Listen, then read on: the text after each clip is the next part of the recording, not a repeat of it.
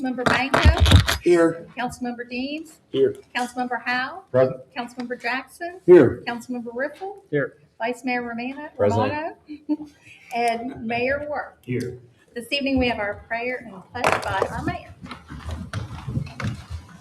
You bow your heads with me.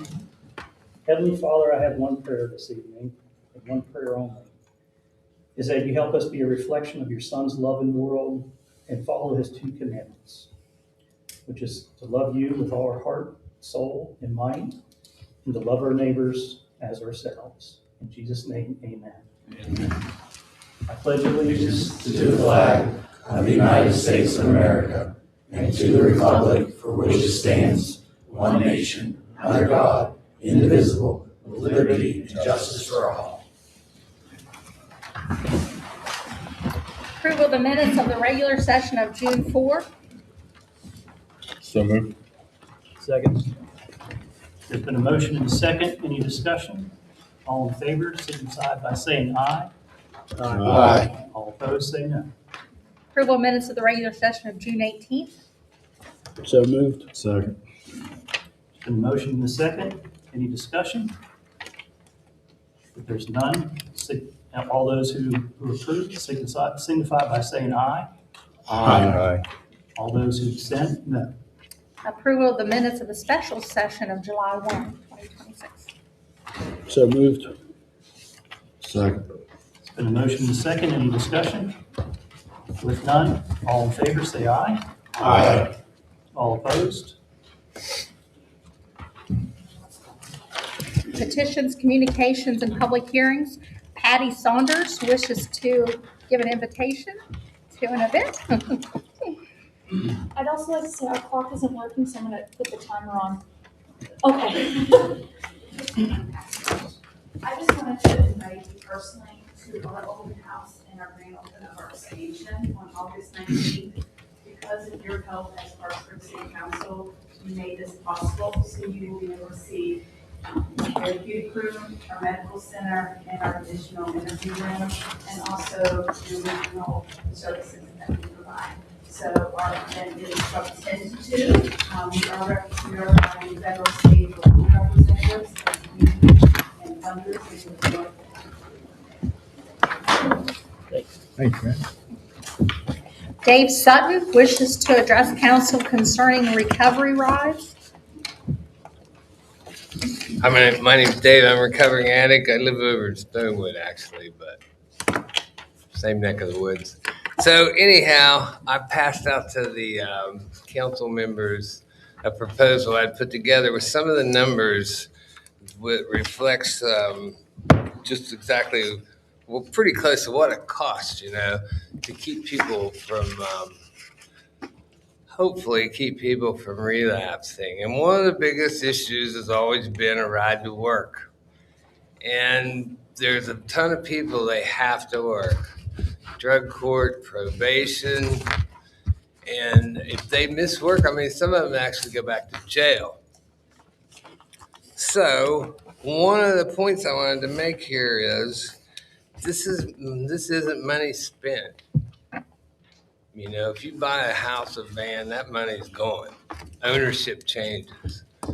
This money can be stopped, started, and it seems like a small thing, but it's a huge thing, really.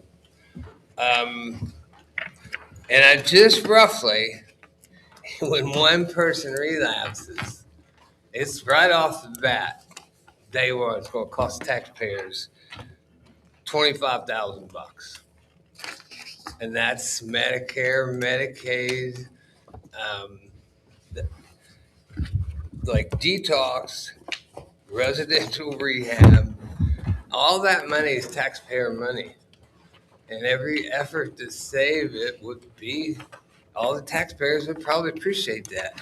But not only that, the families and the person that hopefully recovers this time, they would really appreciate it, because when one person relapses, it affects, like 5-10 people immediately. And moving on, if this person has kids, foster care, they're paying foster parents about $800 a month. And jails, about $120 a month. And unfortunately, one of the things West Virginia leads the nation is grandparents raising kids. So these people may, who knows how, but they're spending money that could go back into the economy too, taking care of, their grandkids. I mean, it might seem like hard to grasp, but it's not. It's real money. And this is a small thing that had it been implemented right from the get-go, which really it probably should have been one of the first things, who knows how much money would have been saved by now? And who knows how many lives? I mean, I'm tired of watching these kids die. And I've seen several. And it's a shame. Then some of them have kids. But also, let me say something about the local merchants. They need these people to work. And it's also helping them. This morning, a local fast food chain couldn't open their store. Somebody calls me, they need a ride. So this store could open. So I ain't doing much. I took them over there. But it helped that person. It helped the business, So it's not hard to see this circular thing here going on that this could improve things immensely. So, Sir, you're at 5 minutes. Can you wrap it up in the I'm next 30 done. seconds? But if you guys, I left the proposal in your mailboxes. So if you guys got any questions, or whatever, call me. Mr. Mayor, can I make a comment too, really quick? Thanks. We're not allowed to make any comments to petitions. It's their opportunity to make comments. So, but you could always meet with him after the meeting. So. Mark Bryson, as counsel for the Water Board, he'd like to address proposed amendments to the city charter. Good evening. My name is Mark Bryson. I represent the Clarksburg Water Board. I'm here tonight because council is considering a fundamental change to the governmental structure that has existed for more than a century. This is not a policy dispute. It's really a question of whether the council has the legal authority to take this action. No one disputes that the city may amend its charter and that it retains important legislative responsibilities regarding water revenue bonds. The Water Board has never argued otherwise, but that is not what the proposed amendments do. These amendments would fundamentally transfer executive authority over the city's water system from an independent water board to the city manager and the city council. That extends far beyond the legal authority of the city council. The Water Board, importantly, was not created by council. It was created by the legislature. In 1917, the legislature created the Water Board and established its powers and autonomy. The legislature, not the city, decided how the water system would be governed. Unlike most water and sewer boards in West Virginia, the board was created directly by the legislature, again, not by the city. Today's charter still reflects that legislative decision. Section 27 gives the Water Board full and exclusive jurisdiction over the operation and management of the municipal water system, independent of control from the council and the city manager, while reserving limited legislative functions for council. That division was intentional and well thought out. The legislature gave the council limited oversight, but it did not give the council ownership of the board and, importantly, control of the board. The city relies on Chapter 8 of the West Virginia Code for its authority here. But Chapter 8 itself says that it does not affect powers previously granted by special legislative charter. The critical quote in that is West Virginia Code 812-3. It specifically states in its provisions that its provisions shall not be construed as affecting any powers and authority heretofore conferred by general, special, or local law or by the special legislative charter, thereby preserving governmental authority previously established by special legislative enactment. If the legislative history is not enough, there is another fact that the council simply should not ignore. A little over a year ago, the city took a formal position in court filings that is directly contrary to its position today. The city argued that it had no operational control over the Water Board. that could not be held responsible for the water board's actions, precisely because the legislature created an independent water utility. These were formal legal positions filed in court, signed by the city council's lawyer and his firm, and today the council is being asked to adopt ordinances based on the exact opposite legal position. These two positions are irreconcilable. If the city was right in court, which I'm here to tell you that it was, these amendments exceed the authority granted to the city council by the legislature. The city has not identified any constitutional provision, statute, or legislative enactment that would authorize the municipality to take executive action and remove power that the legislature vested in another body and remove it to itself. There's also significant practical consequences to this action. The water board maintains separate finances, separate accounting systems, separate labor agreements with two different union workforces. There's contractual obligations, major infrastructure projects that are ongoing that carry public financing commitments that are dependent on the board revenue, the board operations, and the board authority. This action would create tremendous uncertainty for employees, contractors, lenders, regulators, and most importantly, over the public. The council has a choice tonight. It can continue down a path that will almost certainly result in litigation to litigate the issue of what authority the city council does and does not have. Accordingly, on behalf of the water board, I'm here to respectfully request that you all first reject the proposed ordinance that's on a second reading tonight and decline to move forward with any additional charter amendments that directly go at the autonomy and materially impair the water board's independent authority. Second, I would ask you to take necessary formal steps to undo the previously passed amendments to the charter that affect the way that the Clarksburg Water Board is operated, ran, and managed. This is not about preserving the status quo for the sake of tradition or preservation of any authority. If the legislature wishes to change how the water board is governed, it has full authority to do so. And our position is simply that this council cannot assume that role for itself without a legislative delegated authority. Before you vote tonight, please ask yourselves a question again.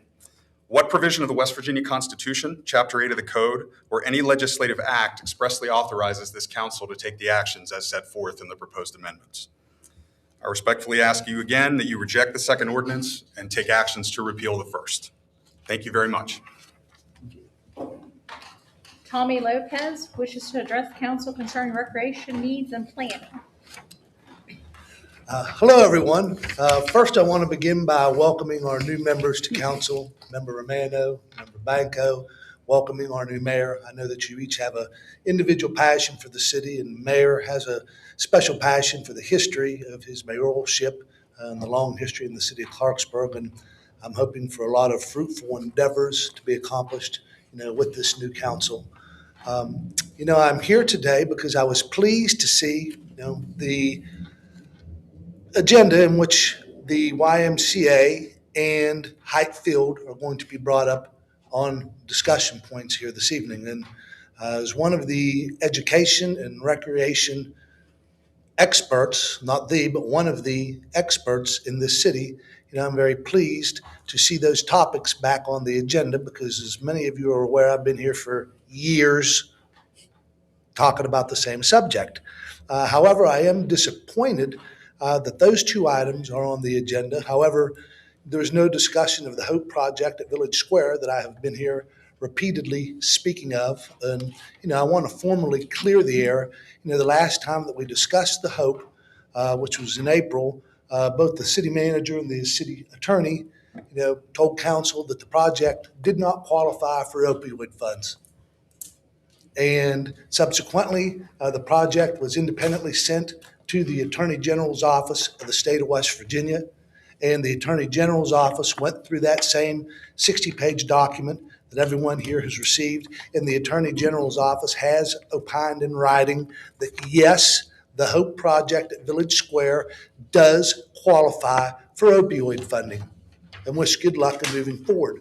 And council and the attorney and the manager were made aware of the fact that the Attorney General had reviewed it by Mr. Howe at a meeting and said that that was the case. And yes, the project does qualify. And so I think that you can understand my disappointment that I'm standing here, that since that time that proverbial lottery ticket, that I've uncovered for everyone here has been approved, that Nobody's contacted me. Nobody said, hey, we need to sit down and talk.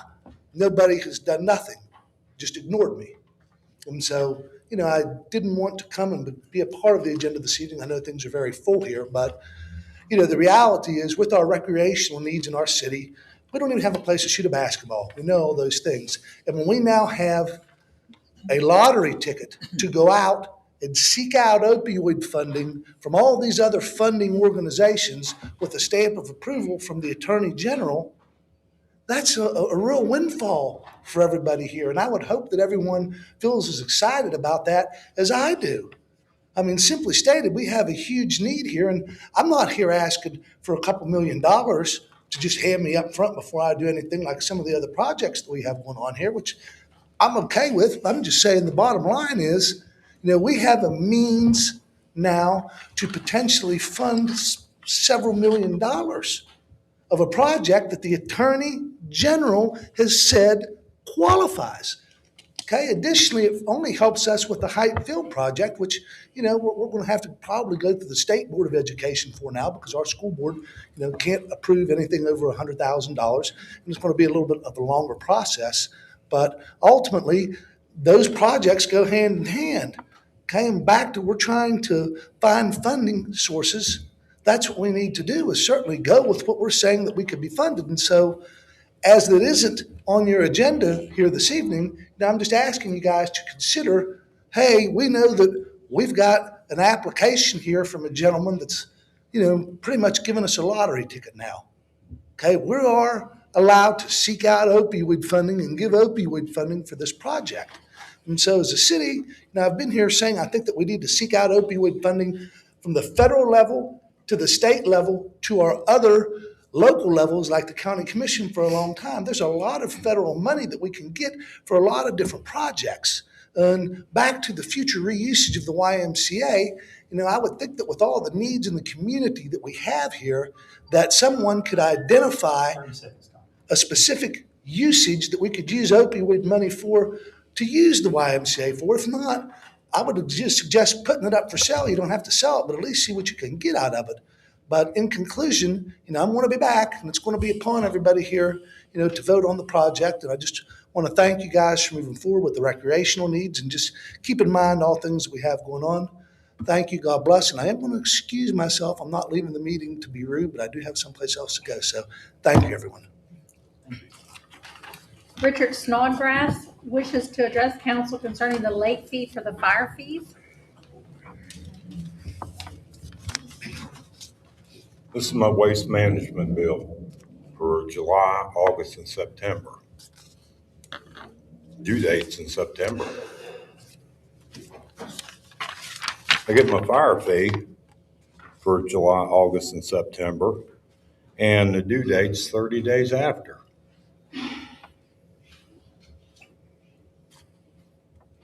Anyway, it's sent out on the 1st and it says pay before the 30 days is up or they'll hit me with a late charge.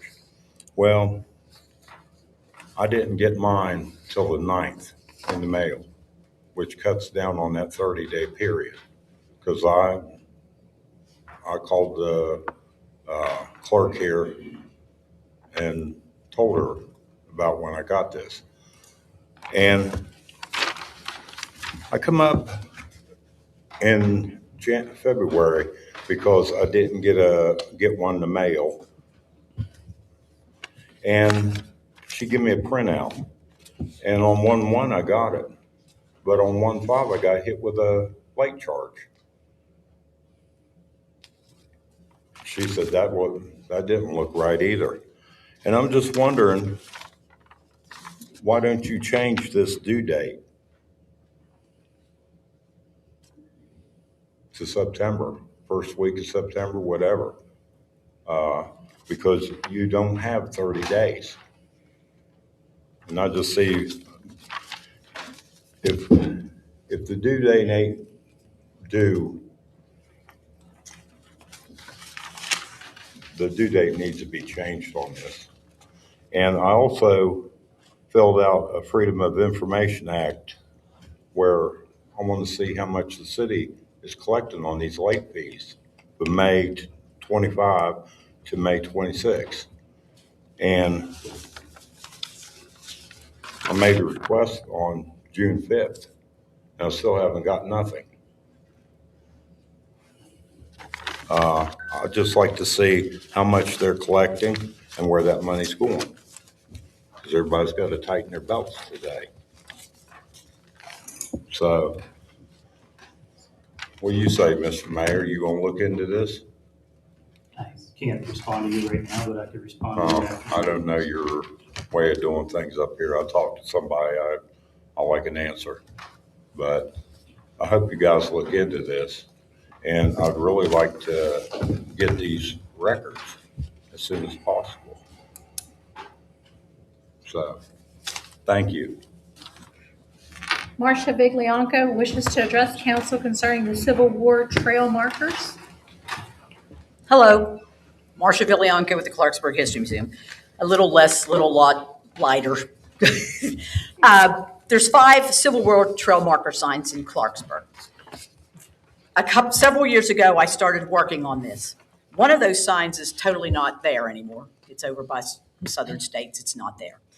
And the CVB had always paid the $1,500 fee every year. The last couple of years, it somehow didn't get paid. So we picked up the ball at the History Museum to call to see if we could continue and work on these. And of course, they said yes. The fee is $1,500 a year. They are going to replace 4 of the signs at my request. And the one that's totally missing is going to be about the train depot and the Black Infantry. That was the very first Black Infantry that was brought into the Civil War, and they came here to Clarksburg. That's part of one of the signs with the train depot. The Northwest Academy that's over here on 2nd Street, it's fine. Nothing needs done to it. The Union Meeting, which is over by the courthouse, needs replaced. They're going to replace it. Stonewall Jackson's birthplace, the sign will be moved down to where Stonewall Jackson's birthplace is instead of at the bus stop. Lowndes Hill Civil War trenches, the sign is in the center of the sharp turn. We're going to move it over to the other side, and they're going to redo that. And they told me they would have it all done and put it and come and install them late this fall. And I'm requesting that the CVB, the city, whoever, pay the $1,500. And also, we're starting Civil War tours again, 4 county Civil War tours. You know, the thing I do. And we've got them scheduled for September, October, November, and every one of these signs are in part of the tour. So I'm just requesting the money to pay that. That's it.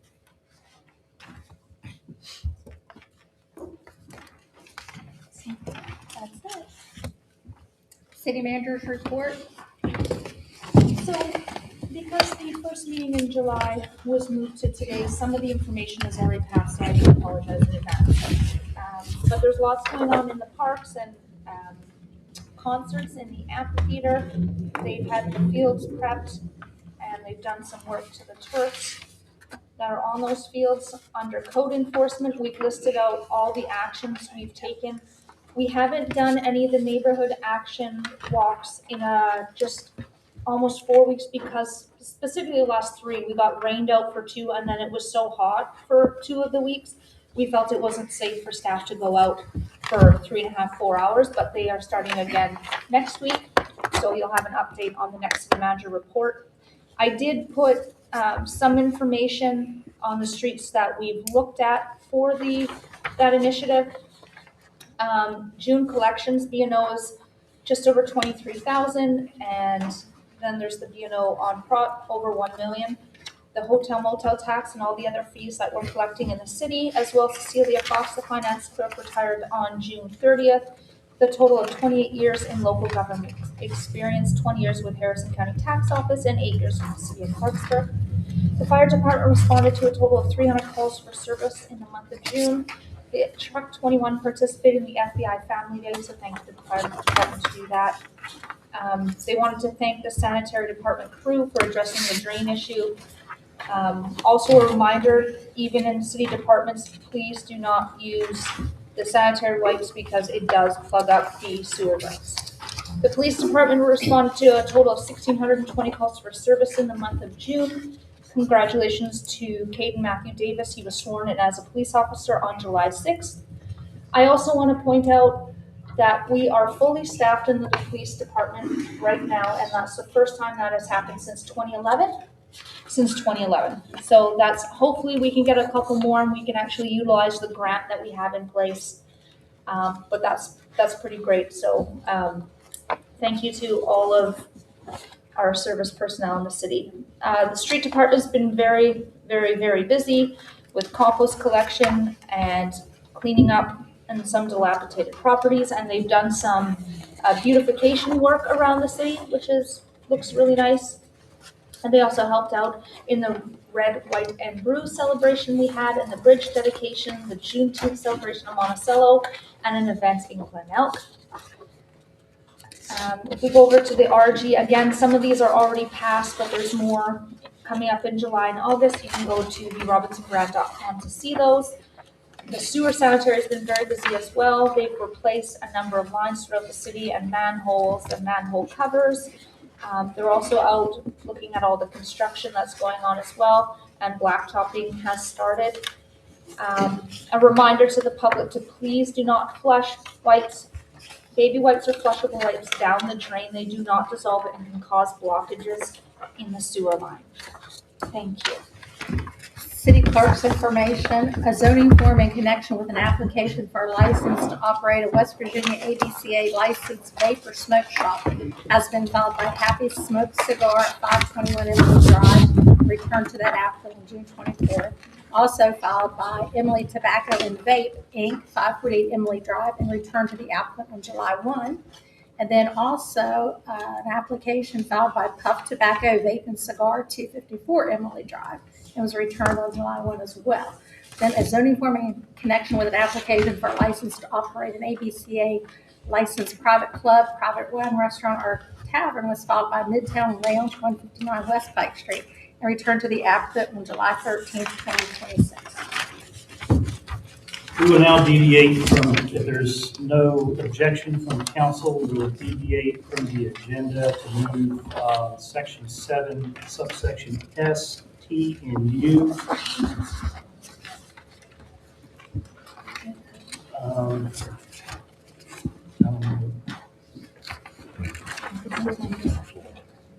Okay, then we're just going to do S, T, and U. So.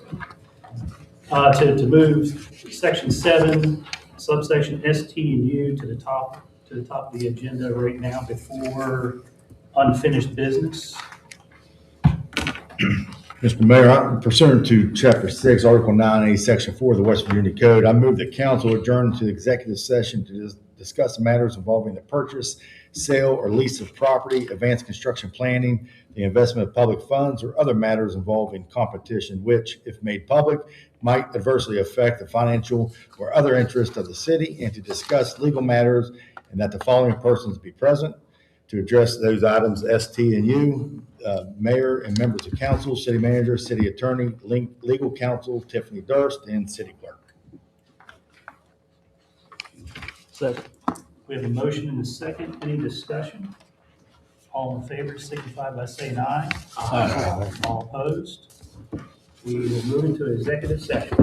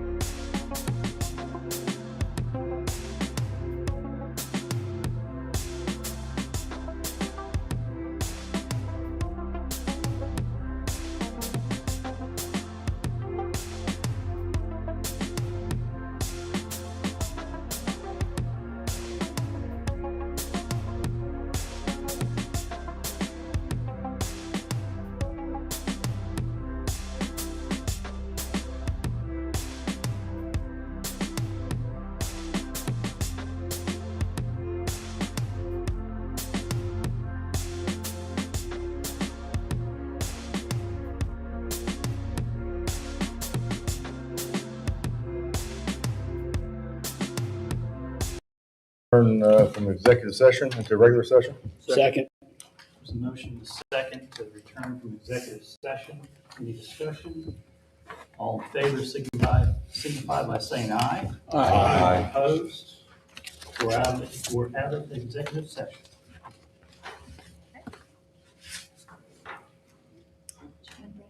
ST and U, S and P.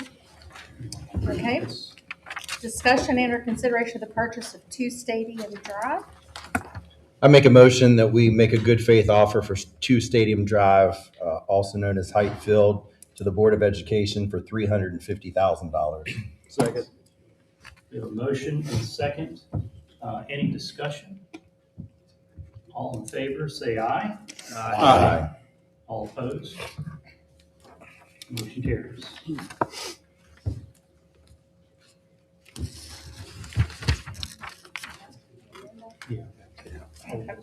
Unfinished business. Consideration of second and final reading and public hearing of an ordinance of the City of Clarksburg, West Virginia, proposing an amendment to the city charter to change water board to an appointed board and not elected, providing for certain changes to the operation of the water board in its meeting, and providing for the submission of said referendum to the qualified voters of the city for ratification. Notices regarding the public hearing appeared in the Exponent Telegram on July 7th and July 14th. We will now open the public hearing. Anyone wishing to speak for or against the proposed ordinance may do so at this time.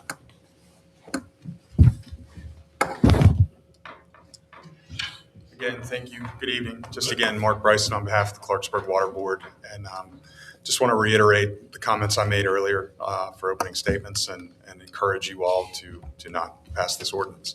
Happy to answer any questions about my earlier remarks or engage in any discussion or questions that you all may have. So I'm here and available to you for that. Does anyone else want to speak for or against the ordinance? We will now close the public hearing.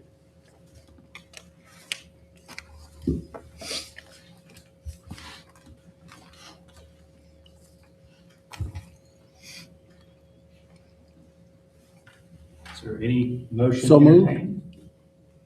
Okay, we have a motion. Second. Discussion. Motion and a second. Any discussion? Discussion.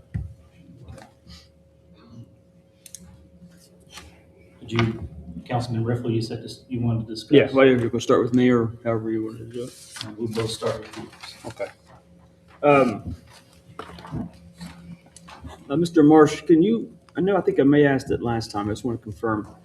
If there wasn't a consideration to go to because there's discussions on what we can do, what we can't do, but if they were to want to pursue a regional water board, would that have to come back to us for approval? Logically, yes, so that's come through the charter amendment or expansion. Okay. That's all I have. Mr. Romano, do you have anything to discuss? No. Mr. Howe? Nope. Mr. Ranko? Nope. Mr. Jackson? No. Mr. Deans? No. I will call the question then. All in favor of the ordinance signify by saying aye. Aye. All opposed, say Nay. No. No. Councilmember Banko? No. Councilmember Deems? No. Councilmember Howe? No. Councilmember Jackson? Yes. Councilmember Riffle? No. Vice Mayor Romano? No. And Mayor Worth. no. Consideration of second and final reading and public hearing of an ordinance transferring 765 Glendale Avenue from the City of Clarksburg to the Clarksburg Land Reuse Agency. Notices appeared as previously stated. We will now open the public hearing. Anyone wishing to speak for or against the proposed ordinance may do so at this time. We will now close the public hearing. Mr. Mayor, I move to adopt the ordinance transferring 765 Glendale Avenue from the City of Clarksburg to the Clarksburg LRA and authorize the city manager to execute the deed. Second. We have a motion and a second. Any discussion? All those in favor say aye. Aye. All those opposed? New business, consideration of first reading of an ordinance establishing salaries or compensation for municipal officers and employees for fiscal year 2026, 2027, and repealing all inconsistent ordinances.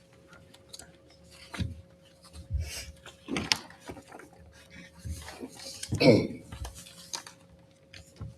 want to move it? Second. Who made Who the made the motion? motion? Jerry did. Jerry. Okay. Discussion. Who made the second? Mr. Deans.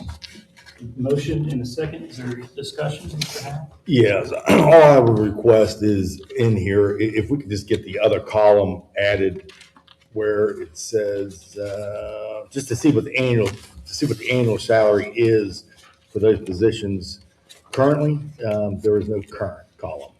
I think typically there is, but that's the only thing I would ask. We'll have that for the next reading.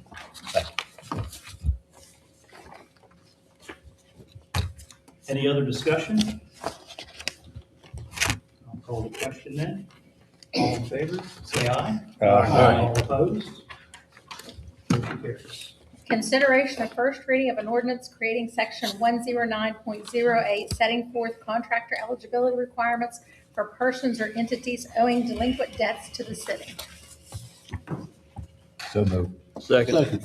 We have a motion and a second. Any discussion? With no discussion, all in favor, say aye. Aye. All opposed?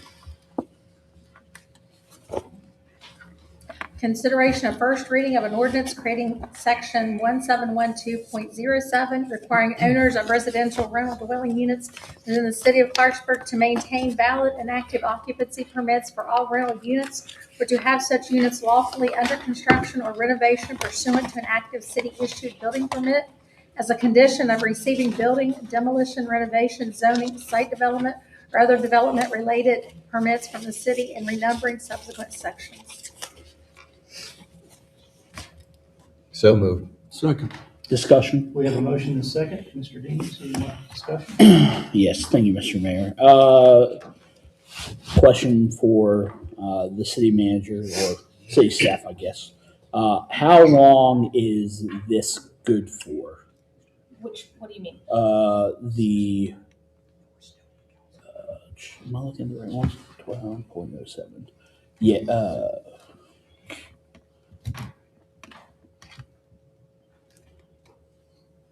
Never mind. No discussion. Sorry. Any other discussion on the matter? Maybe just clarify what in essence this does versus what we have in place now.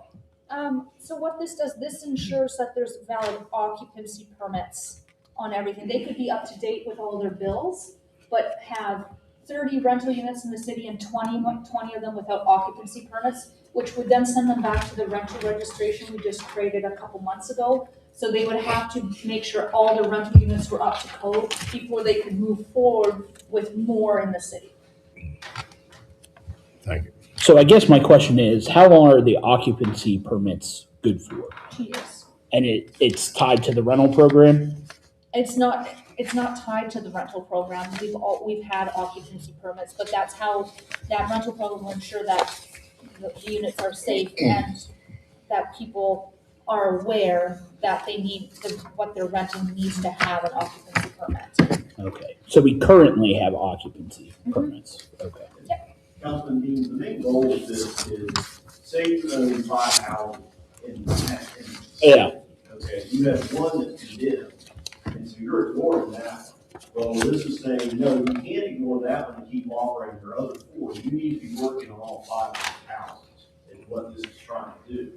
It's because you have an issue where people pick up multiple houses, they let their condemned and properly demo list, they just write those off, but then they want to keep occupying and using their other properties. This is encouraging all the property owners to ensure that everything they own is either being worked on or it's already up to code.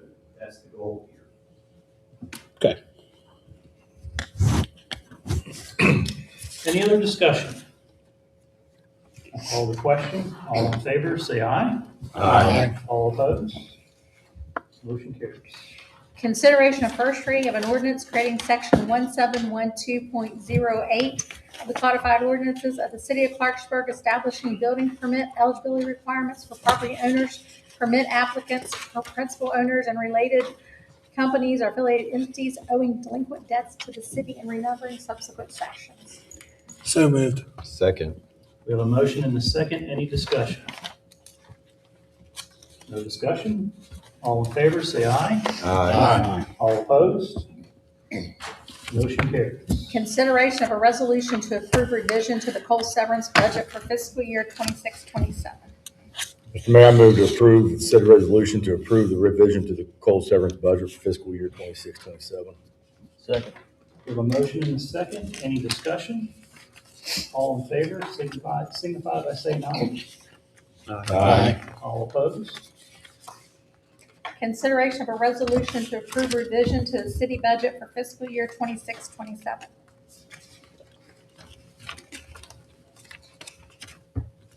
So moved. Second. We have a motion and a second. Any discussion? If none, all in favor, say aye. Aye. All opposed? Motion carries. Consideration of appointment to the Clarksburg Harrison Regional Housing Authority. Mayor, I move to appoint Dolores Jackson to the Clarksburg Harrison Regional Housing Authority. Second. We have a motion and a second. Any discussion? All in favor, say aye. Aye. All opposed? Motion carries. Approval of recommendation of audit procurement committee consisting of Councilmember Jerry Riffle, City Manager Tiffany Bell, Finance Director Kim Karakosis, Assistant Finance Director Cherie Greathouse, and Community Planning and Admin Project Manager Steve Police.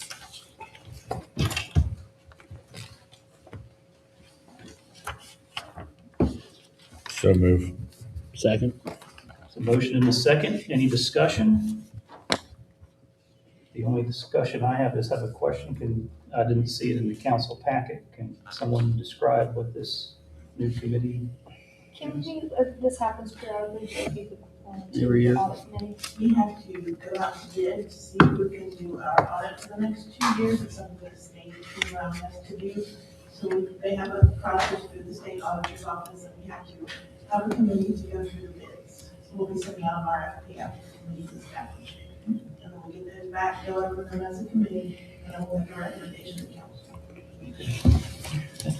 If I may, when's the last time we went out? Did the state do the last audit, or did they allow us to go back out last time? Now, I've known how to stay on it since I've been here 10 years. Damn. The state doesn't have staff. All right, Kim.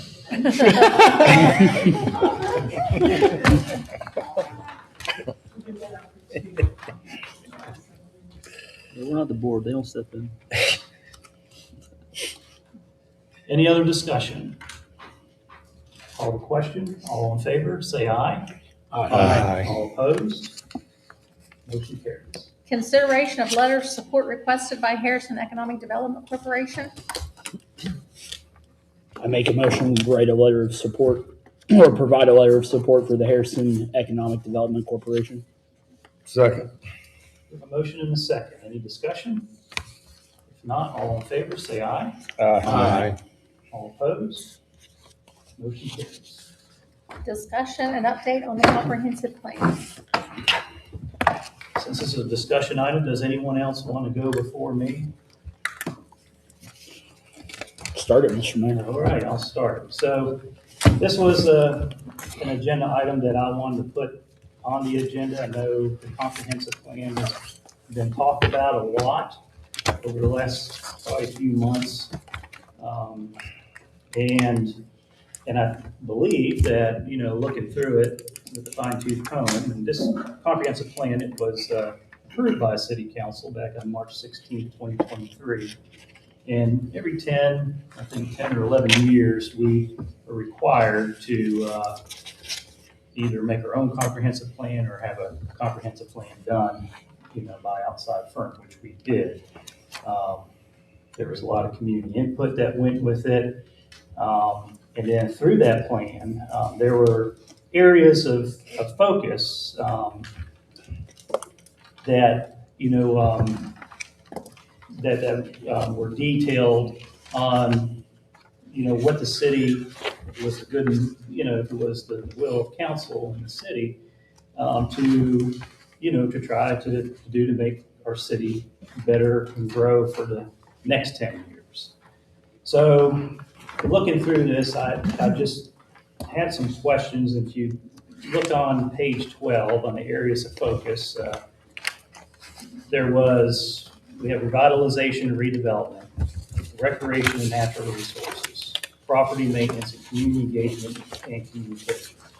So on the area, one of the areas of focus on item A, which is revitalization and redevelopment, there's an action, I guess there's there's an action A1. And it mainly talks about revitalizing downtown. So since we have newly paved streets downtown, and things are looking up, my question is, because they do talk about in here, about downtown when it comes to mobility, streets and mobility, and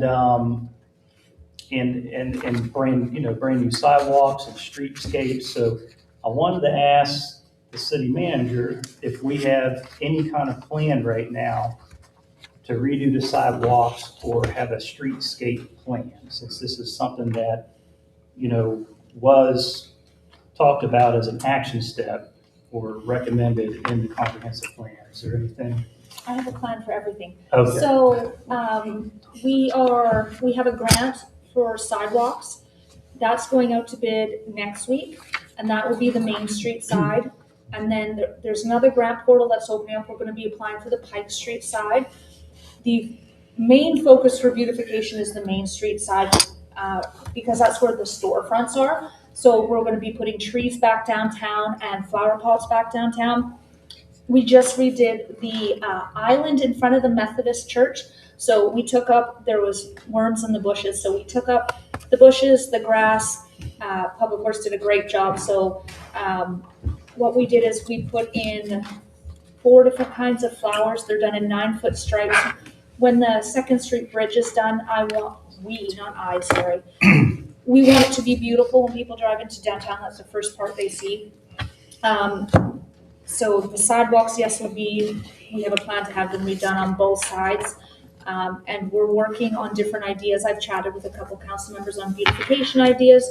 I've had a couple of small suggestions, so we're moving forward with those in different areas of the city. But right now, our main focus is to capitalize on the growth and the momentum of downtown. I'm talking about Cornerstone Candy, the Waldo, the golf, the infrastructure from the ground up. All of that is being redone and worked on right now. So we just think it's a great time to try to beautify downtown as much as we can. So yes, we're working on it. Thank you. Also, go ahead. I'm sorry, I just had, looks like I had 4 more. I'm sorry about that, Councilman Jackson. I'll get to you right after I do this. So, so on action step B2, recreation and natural resources, page 18, it states here, planning should begin with considering for a stream waterway access master plan or an in-house prioritization of water access oriented projects. Now with the VA part, because I know we have one dock there on the back side of it, and kind of horseshoes around.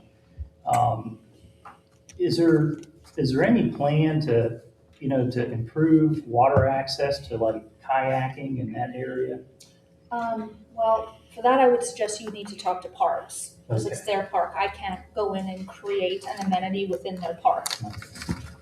And is there any plans with Parks and Rec that you know of? Not to my knowledge. Okay. Now, I did try to find a grant to upgrade the kayak area. We had a plan and a drafted plan to put food trucks there and floating docks with floating tables and have rentals for paddle boats and water trikes along with kayaks. We have been unable to locate a grant. When we are able to locate a grant to help build that, then we will go to Parks at that time. The next question I have is on page 23, comprehensive plan, action step C.2. It does, and this is having to do with property maintenance.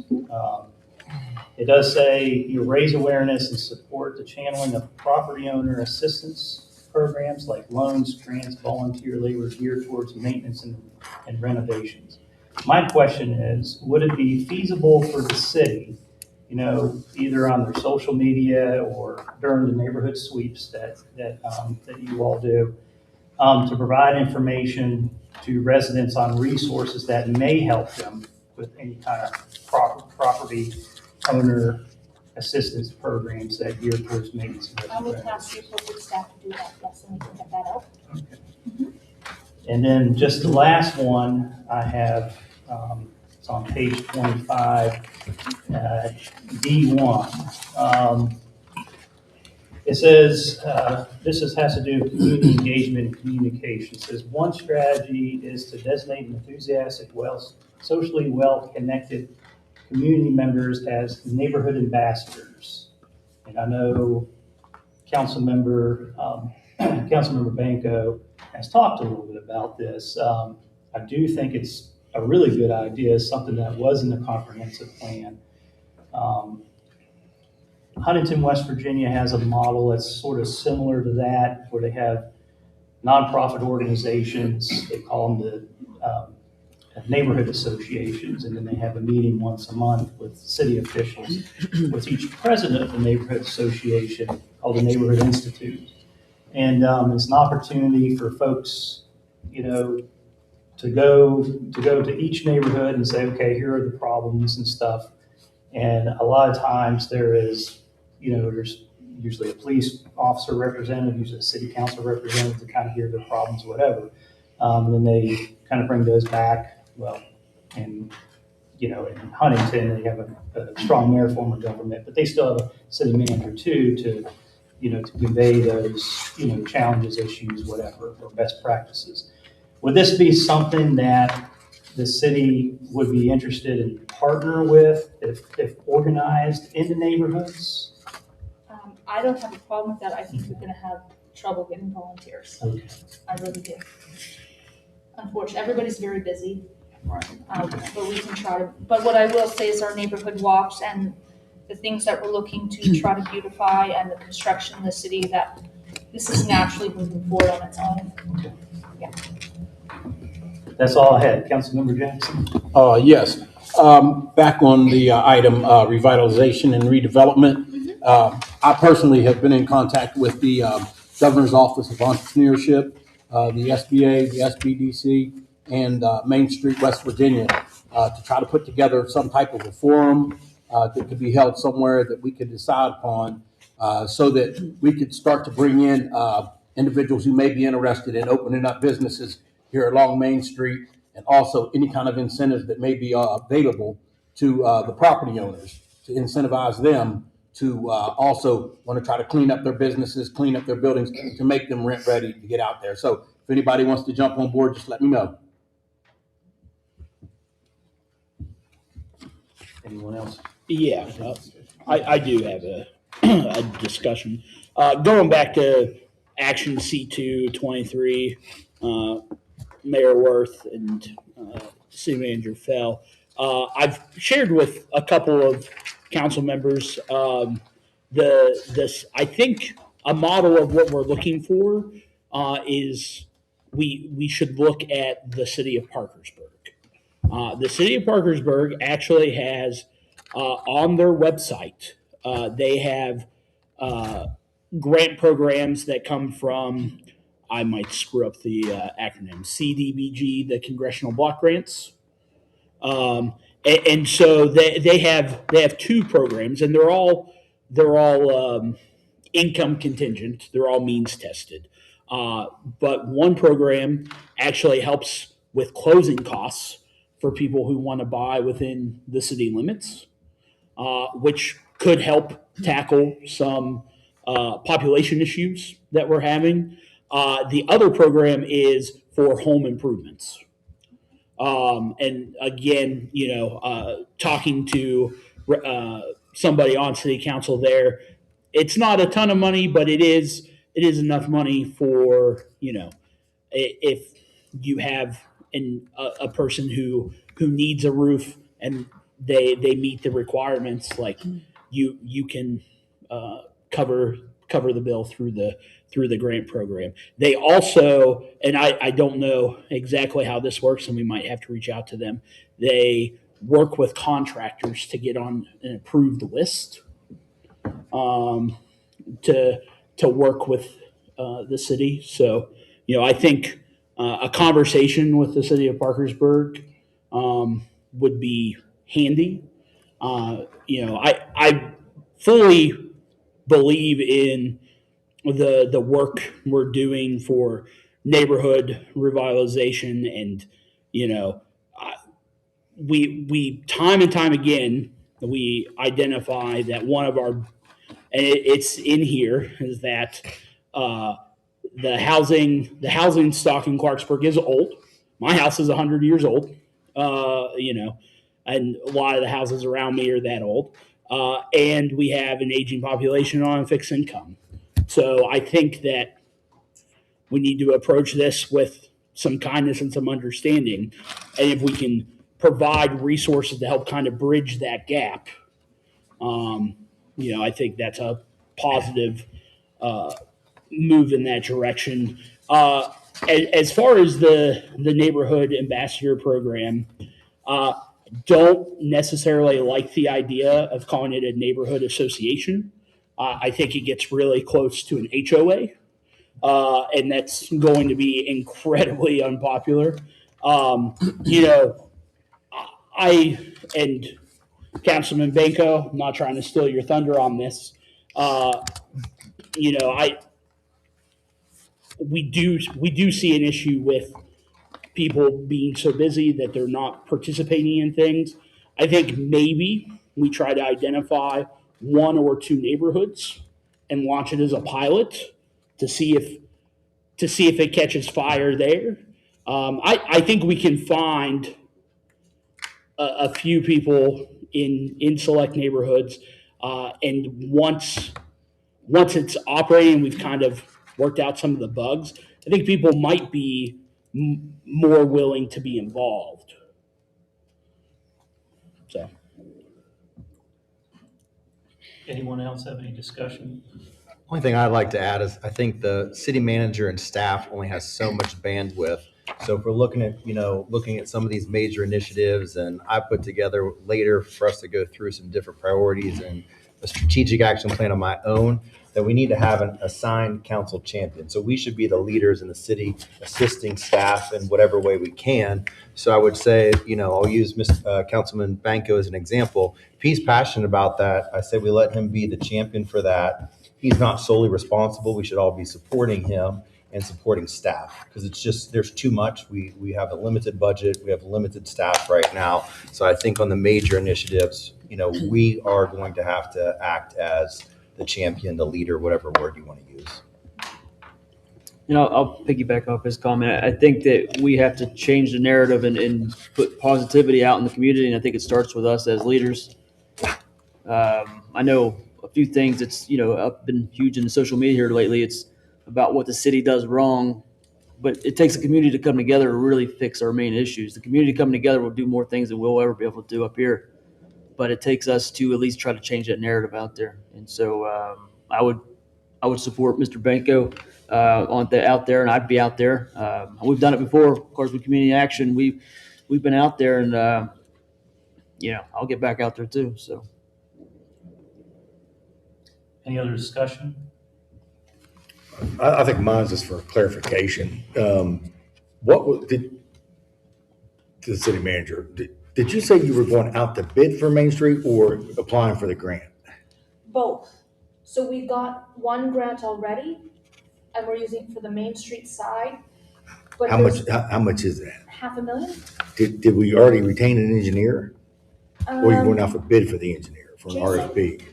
Councilman, what it is a request for qualifications to get the engineering firm to do the. So you're doing an RFP? Correct. Okay, so there's no design work done? Yeah, there's no design work done, and the goal is to try to get the Main Street side done. No, that's fine. I just want to make sure that's what we're doing, not out for bid for Yeah, construction. I'm following the 5G process. Okay. The statewide 5G process, just to cover our bases on everything. Okay. My apologies for not being clear.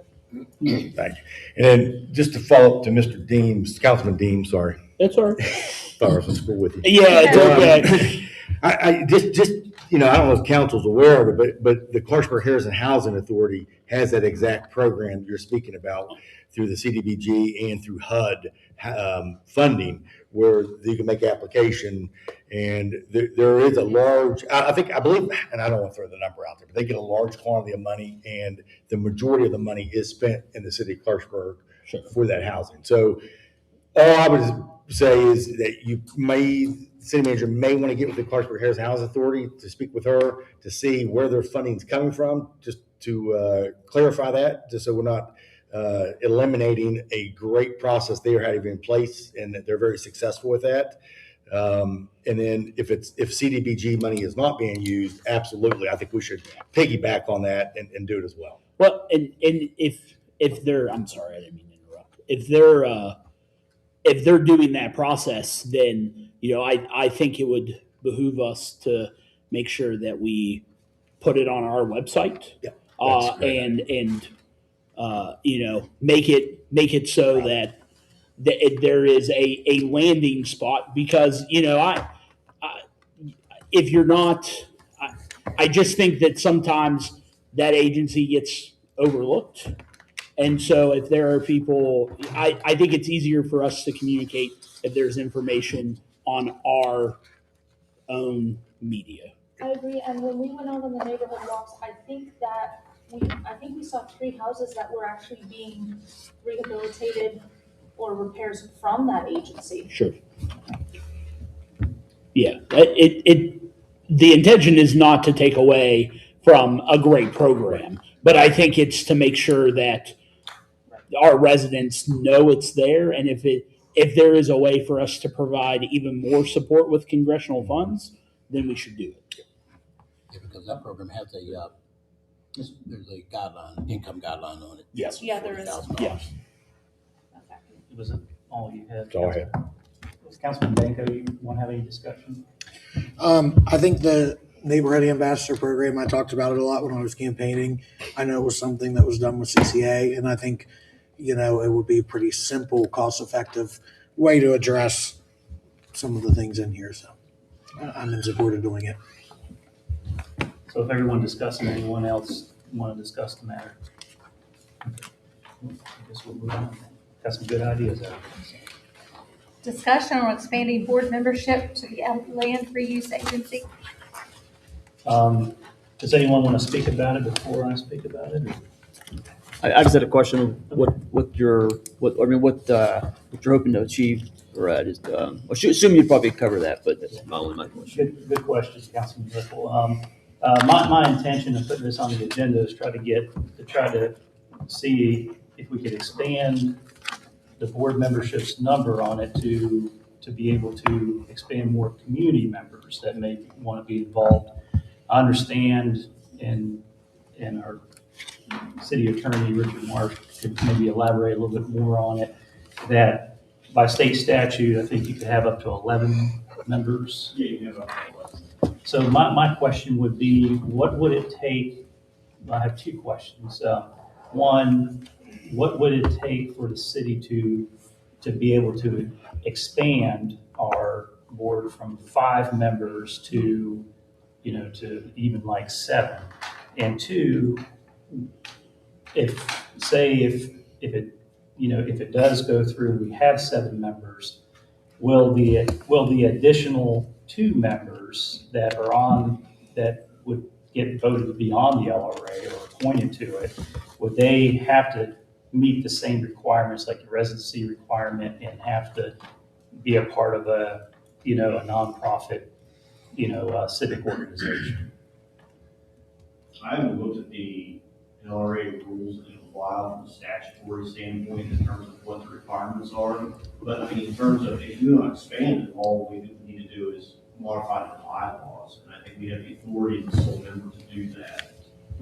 So I would also suggest that council, we already have trouble. We haven't been able to fill our business committee, and that's probably the biggest need we have. So before expanding any committee, I would suggest that we try to at least fill the spots that we already have on committees, because we're already challenged by that. And just, I'm sorry. Yeah, go ahead. Just to follow up on the city manager's comments. Next agenda item, I'm bringing forth nominations for Thank you. that committee. So Thank you. you're on. 7 of them? Probably close. Thank you. So what is the current membership of the LRA? It's currently structured to be city manager, finance director, 2 citizens, and then the third is Mr. Lane, but I'm not sure if it's a specific, Mr. Jason Lane, I'm not sure if it's a specific city employee title, I can't remember off the top of my head. But it's set up to be 3 city employees and 2 local citizens. So we created, I think this is what we did. I think we did Article 178.01. So we had 5 members, so that's even the list. So we can increase that. And I think we set up to actually, at least one voting member must be a resident of the city of Clarksburg. I think that's how it goes. So we don't need any specific number of residents other than we have to have one who's not a city employee. And that one person has to be a member of a recognized civic organization. So we've already, you said that one person that meets that standard, I believe. I can go back and confirm if I think that's correct, what I recall. So you just need one person who's a resident and a member of a local civic organization. And on. Is there anyone else that wants to ask any questions or discuss? Yeah, I had one more question. So we only have to have one that's a resident? That is correct. Personally, I prefer all of them have to be resident. I mean, you can also change that, Councilman Rick, but that's how it is under state code. Okay. For the LRA. You can change however you want. For the most part, I think we have very many boards that you have to be a resident of the city. But I know Councilman Howe likes to make sure we do that, and that's fine. That's probably the best idea. I understand with staff, but I mean, I would agree with Councilman Riffle that anyone that's maybe non-staff should be a resident of the city. I believe almost all of them are, except the sanitary board. Yeah. They're And all- the Code Appeals Board. Yeah. Other than that, everyone's. It is. Okay. So does anyone else have any discussion? So I just had one more question, Mr. Marsh. So would it take us amending our own ordinance on that to increase? Okay.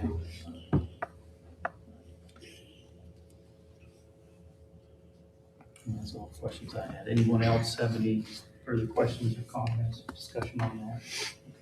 Moving on. Discussion on mayor's appointments of council liaisons to boards, commissions, and committees. So this was another agenda item that I put on, and it's another question I want to ask because, Councilmember Riffle pointed out something to me a few weeks ago that I wasn't aware about. I was just under the impression that it was a requirement of mine to appoint council members as liaisons to boards and commissions and committees. What I found out later on was that it wasn't a requirement. So that's why I put it on the agenda. I wanted to ask, either the city manager could answer this or Mr. Marsh. Is it required of the mayor to appoint council members to liaisons and boards and commissions and committees of the city? I'm not sure. It's What's historically been done, but. yeah. There's an unwritten historical rule. City clerk, she could fill us in. I think it's Right. It was just something that just started and it never stopped. Right. But it's not written. Yeah, I think, back in the time, and I know Martin will remember this, one of the council members, she wanted to be involved in URA, and she wanted to make sure she was aware of when the meetings were. So we added her as a council rep to ensure she got copies of the packets and everything. So after that, then we started getting council reps on the other boards and commissions, although they don't serve a true authority. They have no authority on the, other than planning and zoning. Yeah, you have to look at each individual board to see, if the ordinance doesn't say there's a council liaison, you wouldn't have to get one. Right. Or a council member, so like the LRA doesn't have a council member on it. So that's what you have to do, you have to look at each individual board. So the only board is planning and zoning that has a requirement. And so that's by ordinance, then it's just planning. State. and zoning. State code. State code. So does the mayor appoint a council member to planning and zoning? And if they do, what's the process? Does it go under a consideration like anyone else that's applying for that board or commission for council to vote on? I can answer it, please. Well, I mean, it states that commission, the planning commission would be council if that's.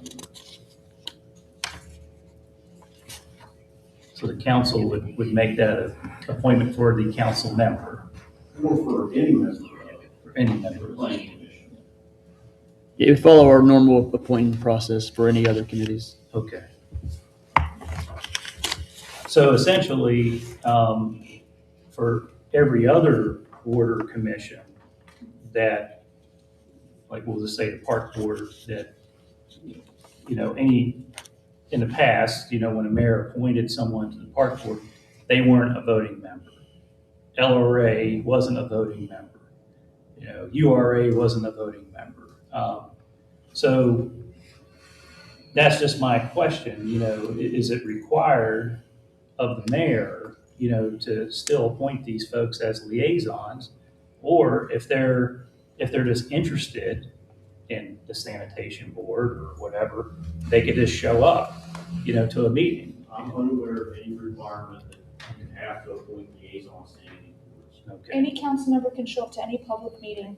However, what's interesting about that is if they're not on the committee and they go into executive session, they're not allowed to go into executive session unless that board or committee asks them to.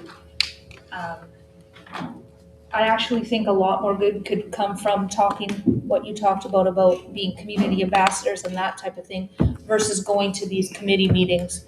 I think council could have a lot more positive impact in other ways. I'm just saying I need a little direction, on whether. You're gonna need to appoint to the planning and have council Okay. vote on it next meeting. Well, I have a question then too, is because prior to me being elected, I was voted by council to planning and zoning. So technically, we already have a councilman on planning and zoning. Yeah, no, unless his term is up, there's no reappointment. Nothing happens. There's nothing that says that we have to do it. I mean, and we'll get more into it once we get to the item N.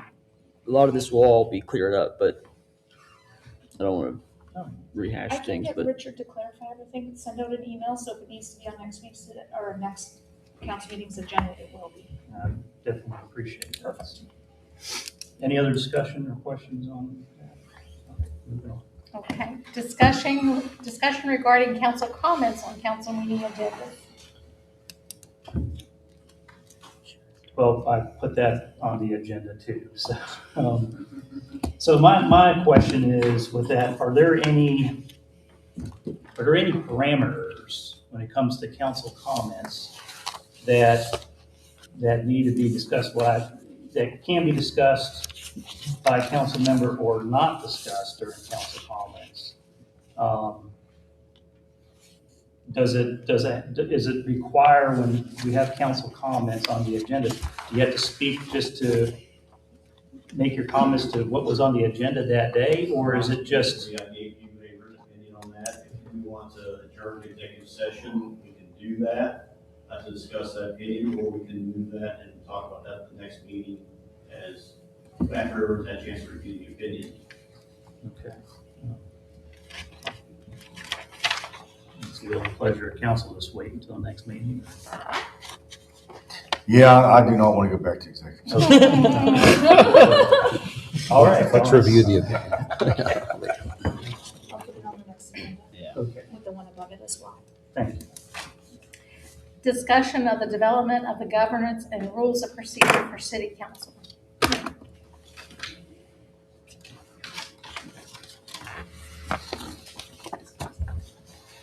Councilmember Ripley, you want to start off? Yeah, so one thing that what started this is, with two new council members that are joining us, I went back to my time when I first got on there, and there were so many questions. And once you try to dive into this charter, the questions are everywhere. The answers are everywhere, I'm sorry. And there was no clear direction, and there's things that we're still questioning up here because the process wasn't easy. Things weren't straightforward. And so Section 16 of the charter authorizes the city council to adopt bylaws governing its rules of procedure and order of business. I don't know when the last time that has happened. You go to administrative code, a lot of those pages in there are yellow, which, a lot of those things are going to remain, but a lot of things that needed to change because we're operating under historical tradition that there's unwritten. And I think that, can cause issues. So I think, what I've done is I've created a new governance manual and rules of procedure. I think there's a few things that I wanted to add separately, but what this will do is, for one, it's almost working as a manual for new council members. Everything in here, nothing is not changing any powers or taking away any powers of anybody. It's just readopting the bylaws and making it straightforward and changing some of our processes to become more efficient, less objective, and just create a better working council. Tonight's meeting, we've been right on the money. Everything's been smooth, and there's really been no issues that arise that would really call for some of these things. But I think we got to think about who's going to sit in these seats after we're gone, and creating a better system, a written system that is authorized by our charter is something we should do. I handed out executive summaries to everybody. The manual is done.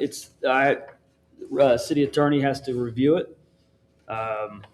It'll be on the next agenda or next meeting.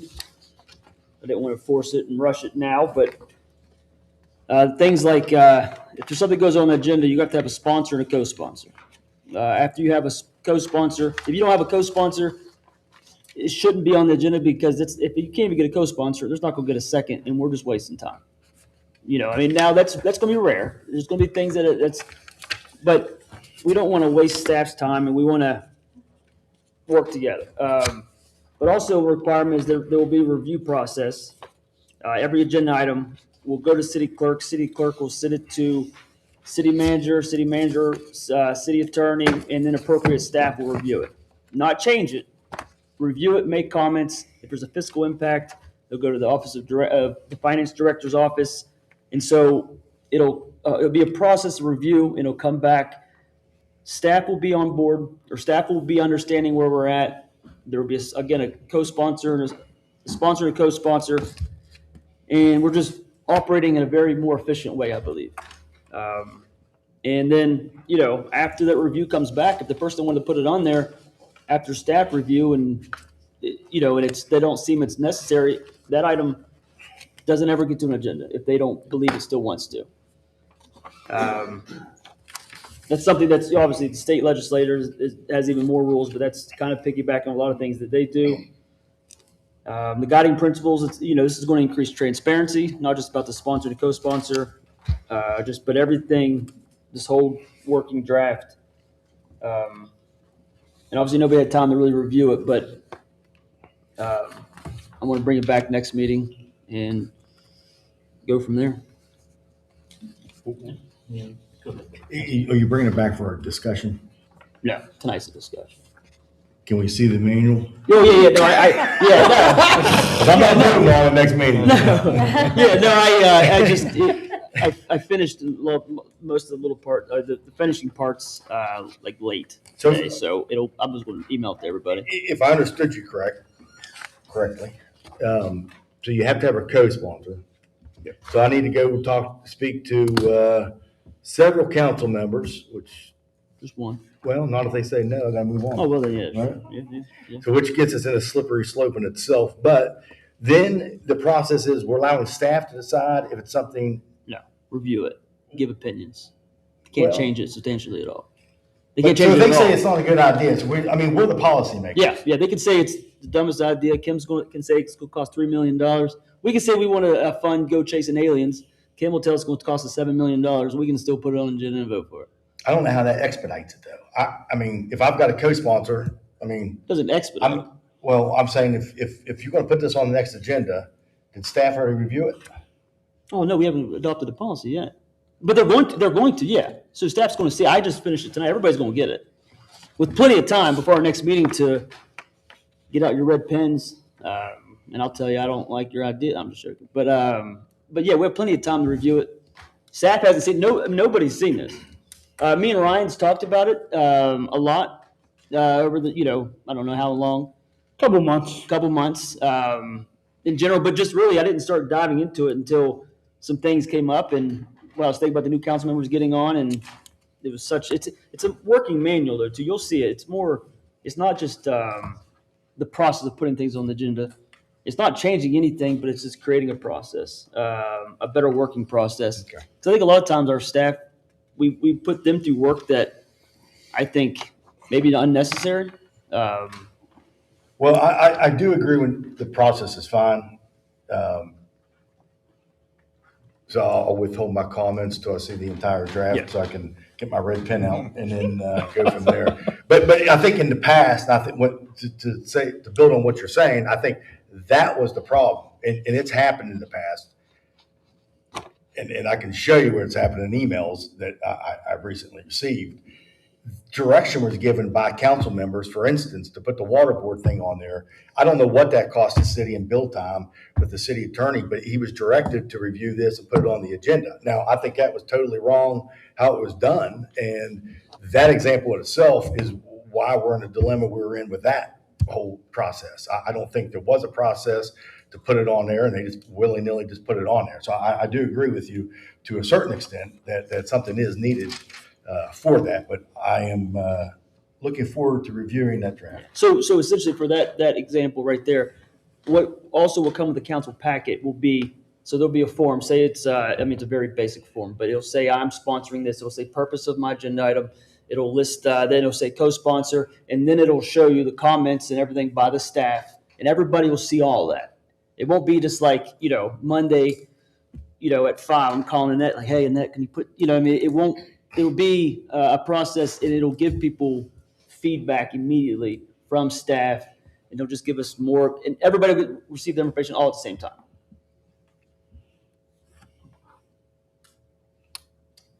Any other discussion? Yeah, so I would just like to point out that I have also not seen this. Councilman Riffle and I have just verbally discussed this. I do worry a little bit about, Vice Mayor Romano has said, we need to value staff time, and I do believe that. I think going through the city clerk and the city manager process, I don't know. I think it is reasonable to have a fiscal impact for anything you want to do. That's very common in legislative bodies. To have it there, and so again, I look forward to maybe taking my blue pen. I don't use red very often. But I think in closing, what you'll find is, it doesn't change anything that's already not written in the charter. It cleans it up. It makes it more easily defined. It just, you won't see that there's nothing that changes. It just highlights things. It answers the questions that we're all constantly asking, even 2 years into our time, like we're still asking. There's confusion and it's just unwritten. We can't have unwritten rules. We can't operate like that. It creates issues. And I'm not saying for this council, but I'm saying once we're gone. But there's also a review process, and it says, even in our charter now, it says the bylaws are, you can have annual reviews, and that's what I put in there, is annual reviews that you adjust things, you fix things, you keep things going, but you don't keep it from 30, 40 years ago. And we got to get rid of a lot of those yellow pages that are just, that don't make sense. Any other discussion?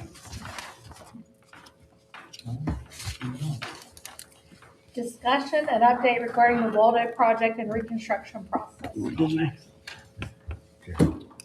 Any discussion from other council members first? Okay, I had a few questions. My first question is when is the Waldo property expected to transfer ownership from the LRA to the development company? I don't have an answer to that question. My second question is, since it's under the LRA, am I correct? Yes. Okay. If there's any incident there, who does the liability fall on that's doing any of the work? Richard? Doing the work. Like, so you have a developer that's working on it. It's the LRA's property. Right. So if someone gets hurt on the job site and we own the property, who has the liability on that? That would primarily be the developer, because they will have workers on. Okay. So, to the extent that, the workers' comp claim is primary on anything under the Tort Claims Act of West Virginia. And then I have another question. Because you're talking about worker being injured, correct? Yes. Yes. So that we had that issue, we actually had that issue not that long ago where a employee of a third party came and was injured at one of our facilities, and we got dismissed because it was workers' comp claim on his behalf. And that's a immunity issue for the city. The other question I have too, the contractors that are doing the work on the Waldo, are they, are they charged with the B&O taxes on construction like other projects? Yes. They are, okay, that's good to know. And my final question is it legal to have Public Works haul debris away from the Waldo property? Yes, the city owns it, and it's part of our powers under 8/12/16 to remediate blighted properties, and also under our property maintenance standards. That's all. We regularly demolish houses, Public Works does, and does other things such as cut grass and those sort of things. So I think it falls within our scope of powers under 8/12/16 and our property maintenance standards. That's all the questions I have. So Any other questions? I'll follow up on one. On the liability about the workers' comp, but in general, something drastic happened. Is the city indemnified by the contractor, contractors, or by the developer while they're on the property? Or are we named as an additional assured? We should be named as an additional insurer. We can follow up with AP on that.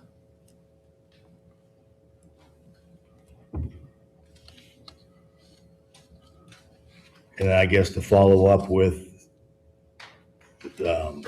any of the city workers that may be on assisting with remediation under 8-12-18.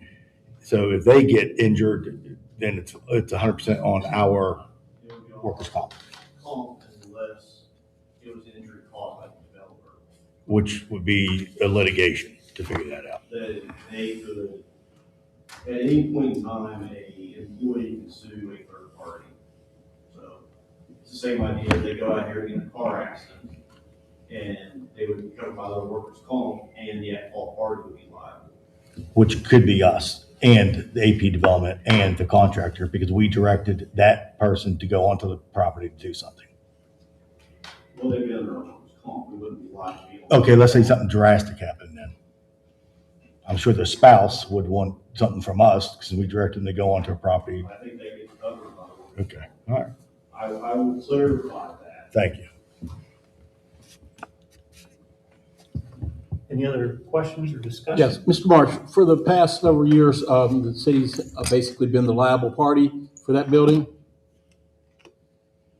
I think we're gonna discuss about general liability of the city beyond that specific statutory provision when you go to executive session.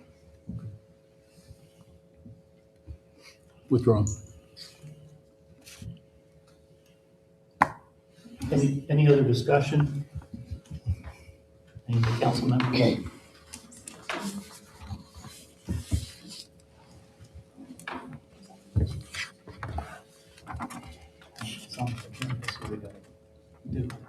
Well, no, you can ask council if they would like to move that to next meeting and have them, Okay. our attorney do the presentation next week. It's up to the will and pleasure of the council.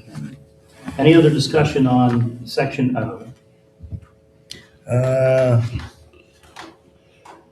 Just a quick question then on O, just to follow up. So where was the property that was removed from that the city employees assisted on? Where was it? Was there a chain of custody showing where that property was disposed of? If it was at our C&D landfill, if it wasn't, if it was at Waste Management's landfill, did we charge the developer any tipping fees, or were those waived? Those are waived pursuant to the economic development agreement. It's our landfill. That's in the economic development agreement. They had the right to use it, That was in the original EDA, I believe. but is it in the one we approved? Well, that was the one you approved last, year and a half ago. Okay, all right. Thank you. There also, the city took 3 loads so far, maybe more, of metal to the recycling depot. I don't know exactly where that is. Did we retain the funds for that? We got paid? And Councilman, I don't have I found the golf one, which is Mirrors. very much identical. And under section 412, we agreed that we would waive the landfill fees for transportation of other materials from the project in the Clarksburg landfill to the extent they're able to accept those. Also, that we know there's some supplies they can't accept. Anything contaminated will not be coming there.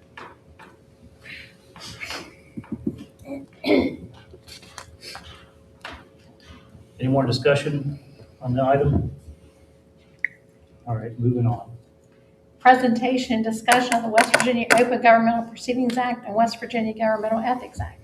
I suggest that council moves this to next meeting. That's up to the will and pleasure of the If council council. would like to do that. I make a motion to table. Second. Discussion. I would like to reach out to maybe the Ethics Commission and have them come in, or maybe offer the council chambers or the Robbins Grand and do one maybe for North Central West Virginia. And if council wants to attend, they should attend. But I think that might be the best way to handle that one. As a follow-up, I was gonna send out an email. And they have a East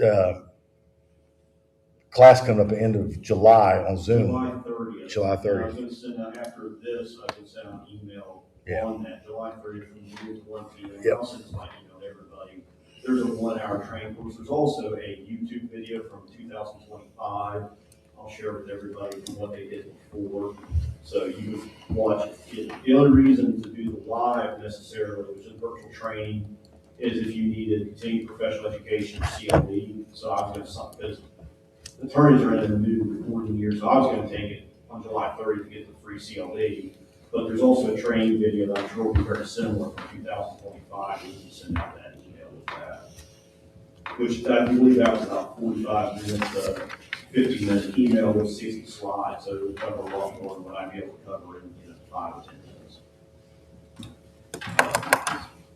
So essentially, oh, you said you were gonna do a presentation on that? I had a short PowerPoint. Short PowerPoint, About 10 minutes that we were gonna do, and then my intention was to follow up by email with you all to say, by the way, we would advise you to either watch the YouTube video, or if for some reason you need continuing education, at the end of the month, you'll be able to also take this class by virtual.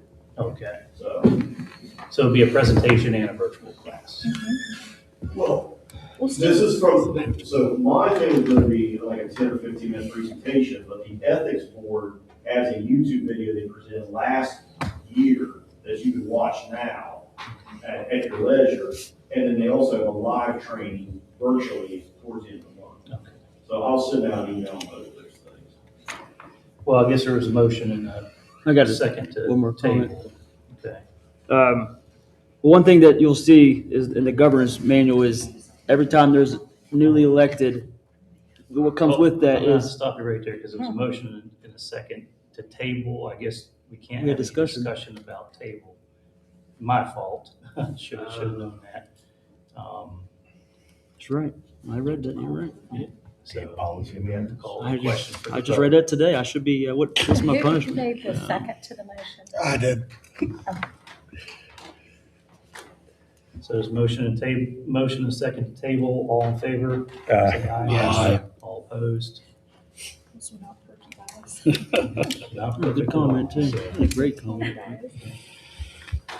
Consideration of a change order for the asbestos abatement and demolition of structures located at 423 Ben Street in the amount of $6,700 and 741 Locust Street in the amount of $16,500, and that the same be awarded to Safe Company Environmental Services, Inc.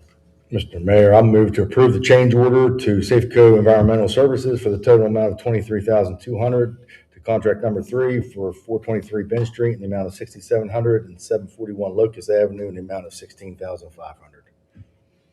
So moved. There was a motion. Second. Second. So there's a motion and a second. Any That's what I discussion on meant the to matter? I just have one question. So, did we get bids from, or not bids, quotes from the other contractors in the area at the same time that we're doing it? Okay, those weren't included in our packet, but in the future, just make sure those are in there. Any more discussion? No discussion? All in favor, say aye. All opposed? Discussion and/or consideration of the creation of a safety committee, and that's by resolution. So I added this one. I had no specific. So moved. So moved. Thank you, Second. Byron. There's a motion and a second on the consideration. Any discussion? Mr. Romano, you want to do a discussion on it? Yeah, so I'll be quick with this one. Doing some research as a new council person, there's a lot of cities that have this. No set agenda with it. Just be in preparation for large events like things at the AMP, the Italian Heritage Festival. Possibly issues arise with code enforcement. We should be supporting them to work. I would volunteer to be on it as a council member. My thought would be it would be the police chief, fire chief, a leader from Public Works, code enforcement, and either the director or a member of the park board. So Is my intention. we would need to add code enforcement and change it from director of public works to a representative from public works. Yes. Any other discussion? With no more discussion on the consideration, all in favor, say aye. Aye. All opposed? Motion carries. Discussion and/or consideration of canceling or rescheduling the regular session of council scheduled for August 6, 2026. Before council moves forward, we will need to reschedule that meeting. There's a grant that we want to apply for this. The deadline is the 13th. So council will have to pick a date the week after to have a meeting.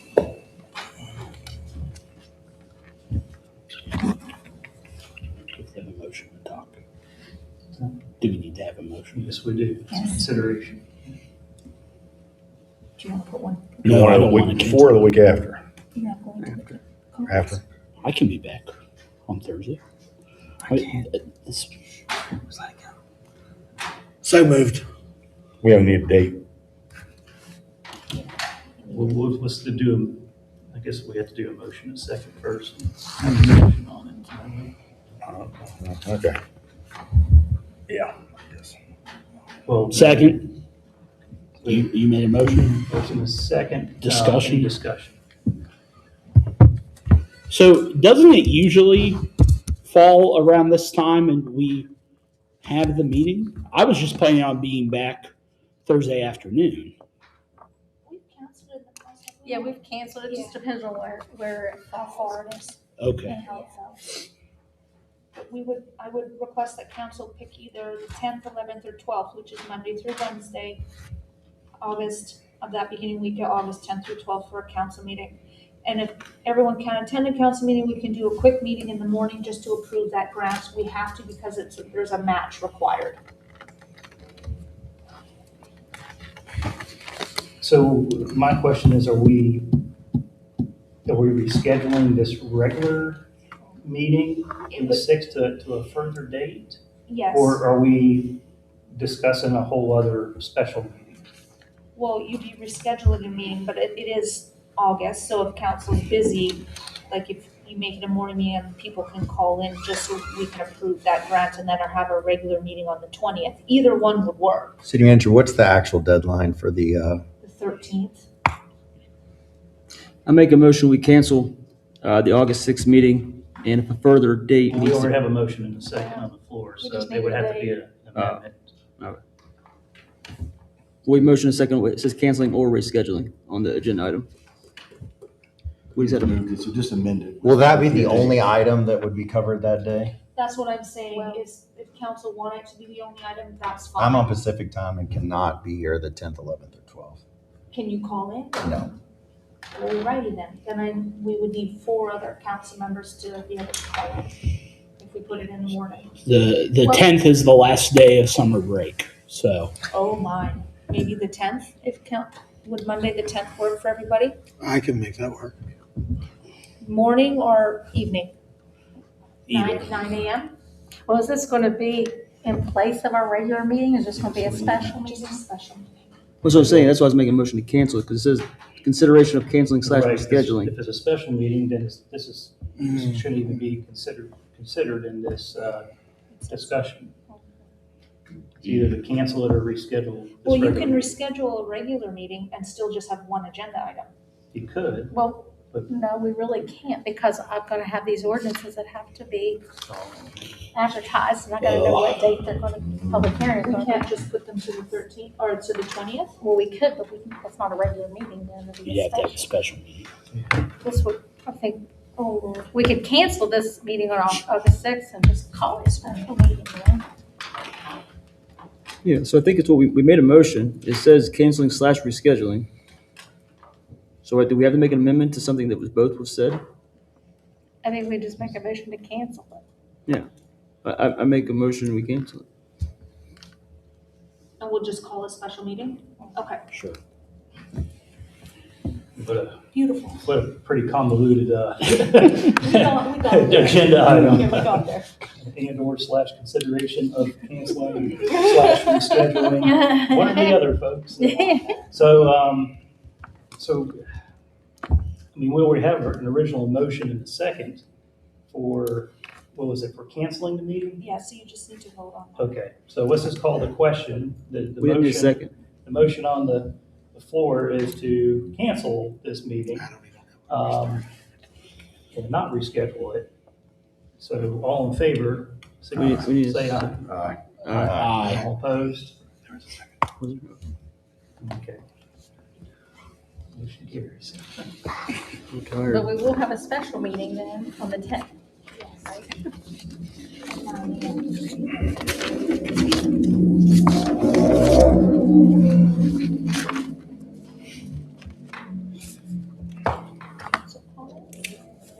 Make a motion, we adjourn. Second. So motion to adjourn, second. All in favor? Aye. All opposed? We're adjourned.